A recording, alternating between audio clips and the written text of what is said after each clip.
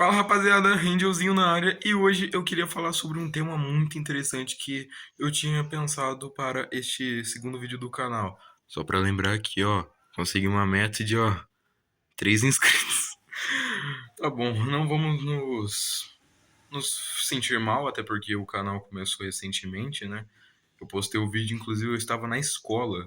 Eu upei o vídeo, eu estava no colégio, na educação física. E rapaziada, o tema que eu decidi para este segundo vídeo do meu canal seria o tema de desenhos da minha infância. Muitos vão pensar assim, ixi, gente, ele é velho, ele é velhote. E não, calma que eu vou explicar. Só perdoem de novo a tremedeira porque eu tô segurando um telefone com uma das minhas mãos e eu não tenho dinheiro para comprar um tripé ainda. Bem, rapaziada, os desenhos das nossas infâncias é um tema que eu acho muito interessante, porque atualmente eu não vejo mais desenhos sendo produzidos por alguma emissora na televisão. Até porque as televisões já, né, estão sempre esse negócio, streaming, YouTube, Netflix, Disney Plus. Em resumo, todos os streamers no geral, até canal de esporte, estão sendo mais usados para ver em streamings de jogos que já foram passados ou que serão repassados futuramente. E eu acho isso muito bizarro, porque, cara, é algo bizarro de verdade, porque eu lembro que na minha época, se eu quisesse assistir alguma coisa que me entretesse até os meus pais chegarem do trabalho, eu tinha que pegar o controle remoto, apertar um botão específico, porque aqui, ó, por exemplo, o controle remoto atual, ele sempre, né, filha da puta. Ele sempre. Desculpa, palavrão. Ele sempre vai ser aqui, ó. Olha. Ele sempre vai ter apenas um único botão e até aqui embaixo, olha, a safadeza aqui. Ó. Já tem até o nome dos instrumentos embaixo. E antigamente eles tinham aqueles controlezão desse tamanho aqui, desse tamanho, com um monte de caralhada de botões. E você tinha que apertar um número específico para entrar no canal que você quisesse assistir. Eu achava isso muito incrível porque me ajudava a memorizar números. Já que, bem, eu era bem burro naquela época e eu não sabia memorizar números direito. Eu memorizei que lá em 2015, 14, quando eu era bem novo mesmo, a minha primeira memória da minha vida, sabe aquela memória que você tem, tipo, você sabe que você nasceu em um ano específico, mas você só lembra da sua vida muitos anos depois? A primeira memória da sua vida você só lembra e que foi muitos anos depois do seu nascimento? Era 2014 e a minha primeira lembrança da minha vida inteira foi ter acordado, pegado o controle e apertado 99 para entrar no canal do Discovery Kids, que era o meu canal favorito da época. E, muito pelo contrário, algumas pessoas vão até achar estranho. Não, o meu desenho favorito na infância nunca foi desenhos que se passavam no famoso Cartoon Network.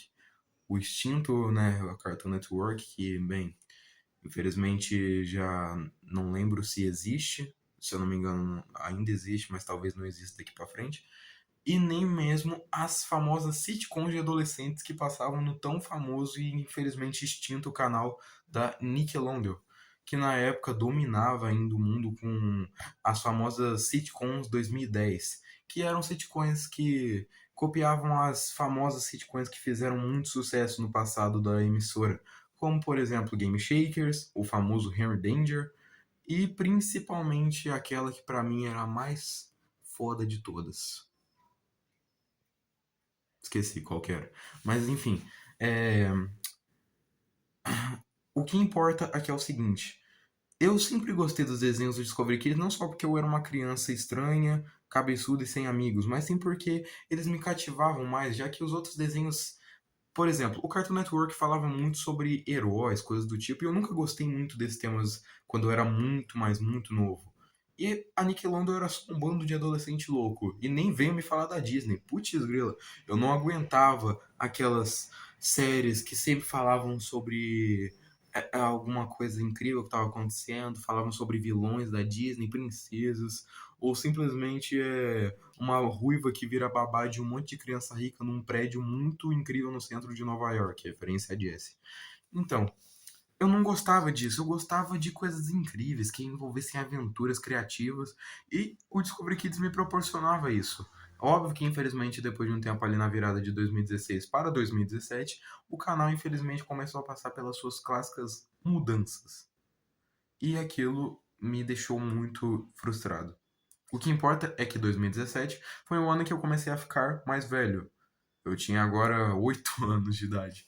Mas eu tava começando a me interessar por temas de heróis. Era algo que começou a me fascinar de uma forma muito louca. E eu queria muito poder, né, usar aquilo para conseguir criar coisas para mim. Eu gostava muito de desenhar super-heróis e eu pensei, por que não? Por que não testar, né? E então eu comecei, né, a clicar.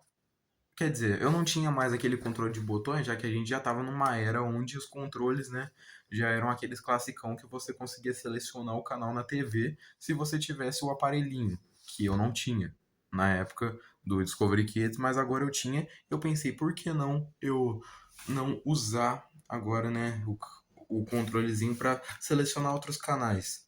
Outra coisa, eu não selecionava outros canais porque eu não sabia o número deles. Mas enfim, o que nós temos que focar é que agora estamos em 2017 e eu queria muito começar a ver as sitcoms de adolescentes.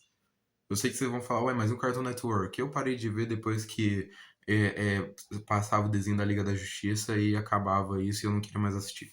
Então eu migrei pra Nickelodeon, onde eu comecei a ver as sitcoms e eu me apaixonei por todas as sitcoms.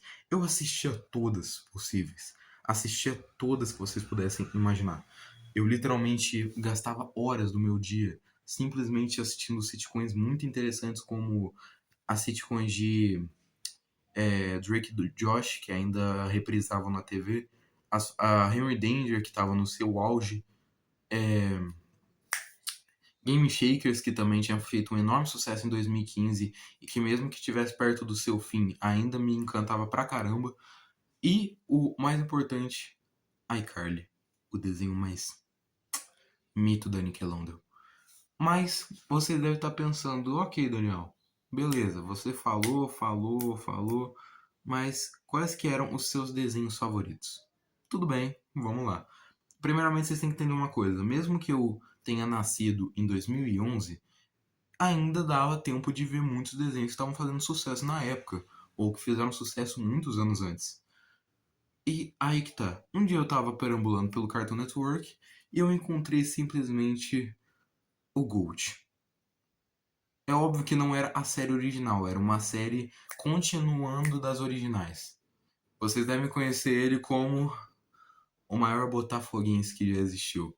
Benjamin Tennyson, vulgo Ben 10. Irmão, nossa, oi, chega até a arrepiar. Irmão, quando eu vi Ben 10 Omniverse, que estava infelizmente ainda perto do seu final, mas ainda dava tempo de assistir, irmão, eu estava encantado por aquele desenho e eu pesquisei Ben 10 e eu descobri que alguns anos antes, em 2007, tinha lançado uma, um outro desenho sobre aquele mesmo menino, que é batizado por nós internautas de Ben 10 Clássico, que contava toda a origem daquele garoto que era um super-herói também, mas não era como os outros. Os outros sempre tinham uma clássica origem muito retrô, ou porque perderam um parente, ou porque nem são seres humanos, ou porque ganharam os poderes num acidente. Não. O Ben era simplesmente um garoto de 10 anos, nerdeiro, merdeiro, como qualquer um, que provavelmente esperava os pais dormirem de madrugada para poder ficar vendo Cinebrand privê na televisão. Simplesmente o GOAT da internet. O GOAT. Internet por quê? Porque se você pesquisasse Ben 10 naquela época, você ia ser massacrado por uma enxurrada de coisas. Ia ter muitas coisas falando sobre aquele mesmo garoto. Porque aquela foi uma das maiores produções de desenho animado que já existiu ao ponto de ter simplesmente 4 séries. Vocês vão estar pensando, Daniel, por que você não conta o reboot? O reboot não. Eu quero que o reboot se foda. Porque simplesmente aquilo lá é uma merda. Eu quero que os criadores daquele clássico desenho, aquele desenho tão incrível que é o Ben 10 Reboot, peguem ele, encharquem de vaselina e enfim no fundo do cu de vocês, criadores daquela merda. Bem, de qualquer jeito, vamos falar sobre o clássico. Ben 10 Clássico, um desenho tranquilo. Ben Tennyson, o maior merdeiro que você pode pensar, sai numa viagem com o seu avô, que se chama Max, e a sua prima Gwendolyn, que a gente vai chamar de Gwen. Bem, no começo eles não se davam nem um pouco bem, na verdade eles não se davam bem em nenhum sentido, porque eles tretavam um com o outro, a clássica relação de primos que se odeiam, mas que se toleram só um pouquinho, não tanto, porque eles ficam enchendo o saco um do outro. E o Ben fica tão estressado com aquilo que ele pensa: por que eu não posso ficar simplesmente em casa, aproveitando minhas férias, vendo o que eu gosto, que são lutadores de sumô caindo na porrada em um ringue no Japão? Que é literalmente isso que o Ben ama até o final da série original. Por que eu não posso? Por que eu tenho que ficar preso aqui com aquele velhote e aquela ruivinha lá que fica enchendo na merda do meu saco toda vez? Mas a resposta do porquê as suas férias não seriam tão normais seria respondida naquela mesma noite. Ele sai para caminhar e vê uma estrela cadente no céu e pensa: que tal eu desejar que essas férias não sejam tão chatas quanto elas já estão sendo? E o universo responde: o meteorito muda a rota simplesmente para ele, ele quase é atingido, e quando ele vai até a cratera que se formou com aquela explosão, ele encontra uma cápsula prata brilhando em verde, com algumas fichas que brilhavam em verde. Ele tenta entender o que está acontecendo e quando ele vai ver, aquilo se abre e mostra um aparelho lá dentro que se assemelha a um relógio. E ele até pensa: o que caralhos um relógio está fazendo no espaço? Na verdade, aquilo é respondido bem rápido, porque quando ele tenta pegar aquele aparelho, o aparelho se transforma numa geleia e gruda bem no pulso dele e não sai por muitos anos. Eu não vou falar porque provavelmente muitos de vocês conhecem a história de Ben 10, e para aqueles que não conhecem ou não sabem nem o que seja, pesquisem que vocês não vão se arrepender. Simplesmente o desenho mais mito que eu já vi. Segundamente, eu estava na Nickelodeon pesquisando coisas para ver e eu acabei me deparando com um seriado de dois neguinhos. Que errado, velho. Putz, grilo, não acredito que eu falei isso na internet. Não, acabou o vídeo. Mentira. Dois neguinhos, como assim, Daniel? Você tá falando termos racistas pra quê? Simplesmente pra descrever a dupla que também é a mais mito que eu já vi em alguma sitcom. Simplesmente Kenan e Kel. Você deve estar pensando, o que seria isso? Basicamente, nós temos dois personagens, um chamado Kenan e outro Kel, que são basicamente melhores amigos. Eles são simplesmente amigos. Infelizmente eu não lembro se eles têm alguma relação, se eles são irmãos, que nem Drake e Josh, mas até onde eu lembro eles são apenas amigos. Bem, eles se dão muito bem e se metem em grandes aventuras. E simplesmente é incrível. É incrível. Eu não posso dar muitos detalhes porque mesmo que eu seja muito fã, eu nunca consegui completar a série original porque a série obviamente é dos anos 90, não é uma série dos anos 2000 necessariamente, é uma série ali do final dos anos 90, entrando nos anos 2000, mas ainda é muito antiga e eu nunca achei muitos episódios da série, apesar de conhecer pelo menos a base da história, então eu não posso descrever muito bem. Mas, mesmo que não tenha isso, eu posso descrever simplesmente aquele lá que foi muito sucesso na Cartoon Network durante muitos anos, que pra mim é o primeiro anime que eu já assisti na minha vida. Simplesmente um moleque loiro com um demônio raposa dentro dele enfrentando grandes aventuras até se tornar o líder da sua própria vila. Eu estou falando dele mesmo, Naruto Uzumaki. Simplesmente o moleque que nos inspirava em ir pra escola com a bandana dele na cabeça.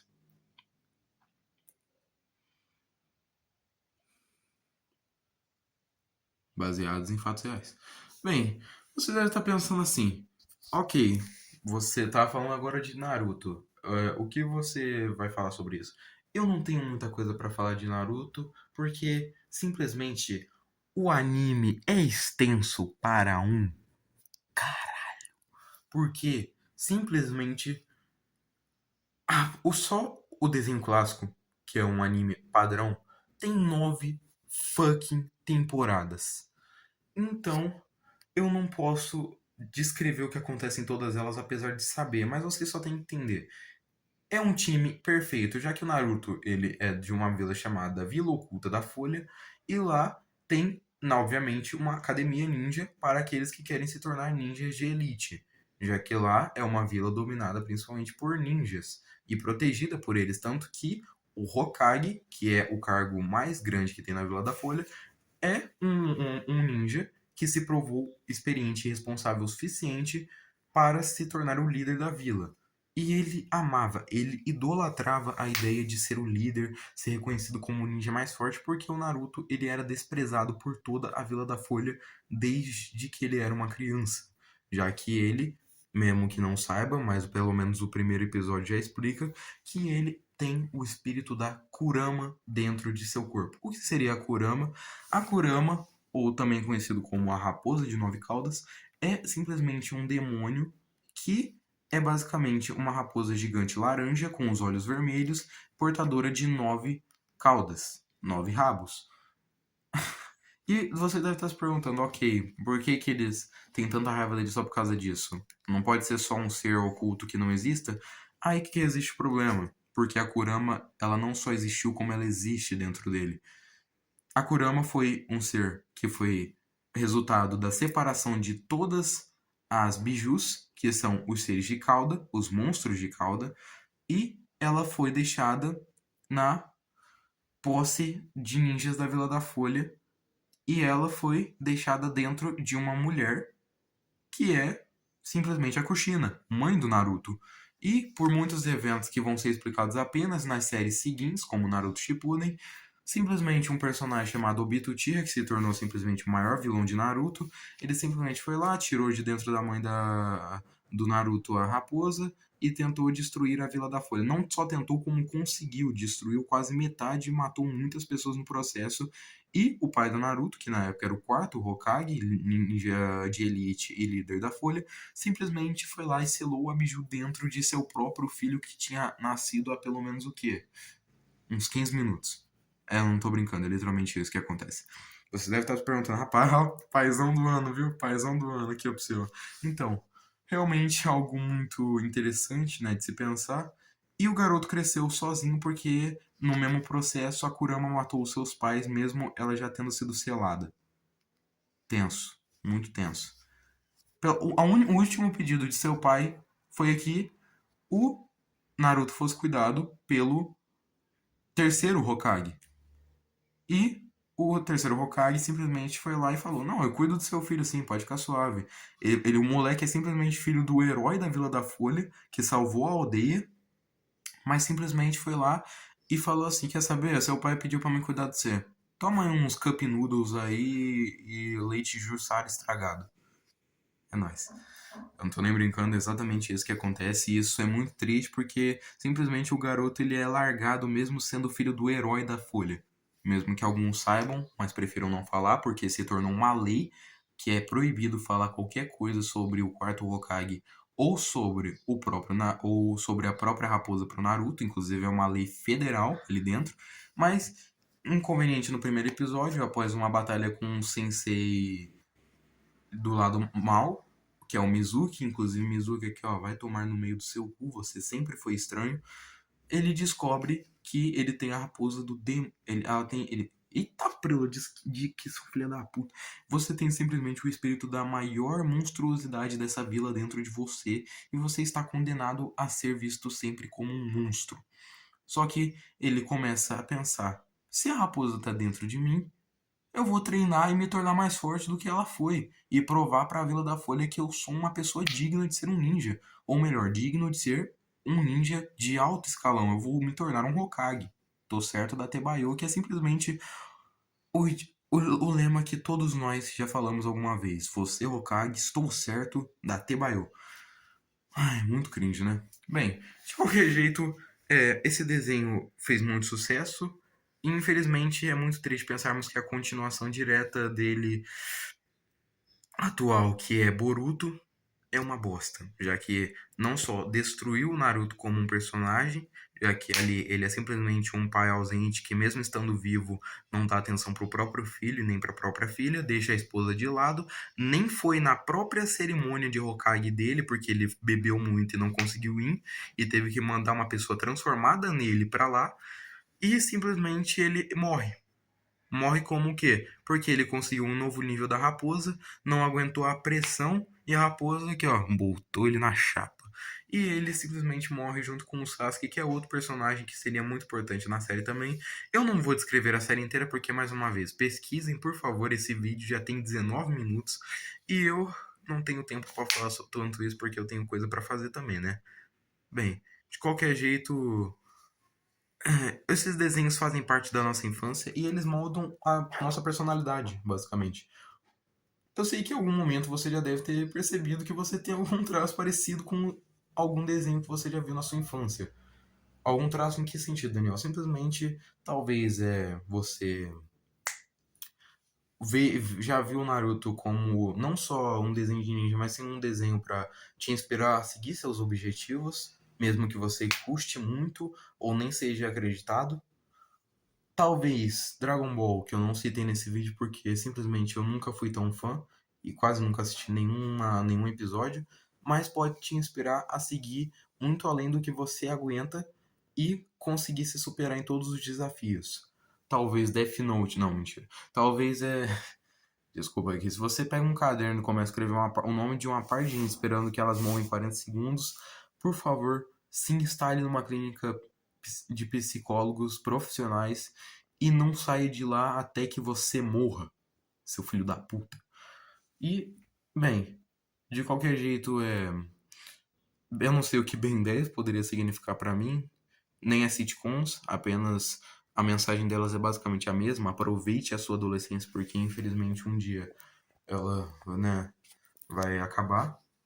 E bem, é isso, rapaziada. Angel vai se despedindo. Fiquem com Deus. Deixa o like, deixa o joinha aí embaixo, se inscreva no canal, compartilhe com seus amigos se puderem e comentem bastante aí e aperte o sininho das notificações para vocês sempre saberem quando eu estiver postando um vídeo, porque desculpa, eu sei que os vídeos estão sendo muito demorados, mas é que infelizmente eu tenho compromissos, até porque eu sou um estudante merdeiro também e eu tenho muitas reuniões, né, na minha vida, nem como se eu fosse alguém importante, mas simplesmente porque eu marco e depois não consigo ir e sou taxado de vagabundo. Mas tudo bem, rapaziada. Fique com Deus. Jesus te ama. E eu também. Até mais. Prometo que o próximo vídeo sairá em breve. Adeus.